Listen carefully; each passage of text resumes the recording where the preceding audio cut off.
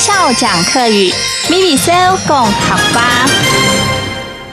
大家好，我是许巍老师，欢迎收看微笑讲客语，咪咪笑讲客家。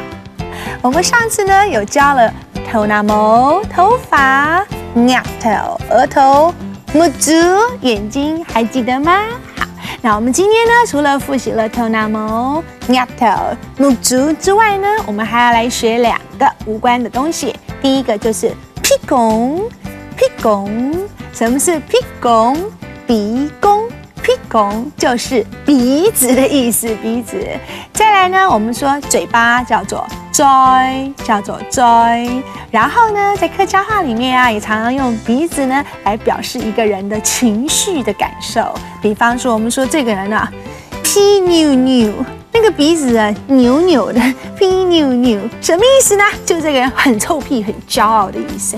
我觉得很奇怪哦，东西方文化呢有异曲同工之妙啊。在英语里面呢，说一个人很势利啊，一副很臭屁的样子呢，也是用跟鼻子有关的字，叫做 snobbish，snobbish， 跟我们现在客家话说的屁扭扭啊。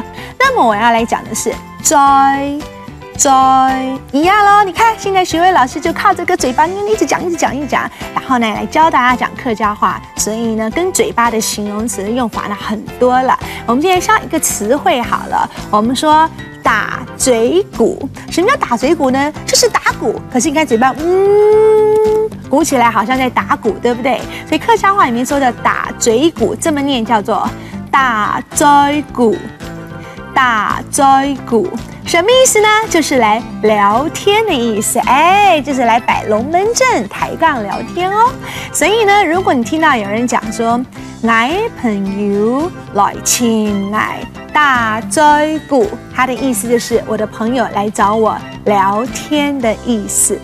再来学一次哦，“我朋友來請我打嘴鼓”，就是来 have a little chat， 来跟我聊聊天。所以客家话真的很有意思哦。我们整个复习一次，来，头拿毛、额头、目珠、鼻孔、嘴。最后一个聊天叫做什么？来考试，打嘴鼓，很好。那黑徐威，下次再来学客家喽。安子 say 再见。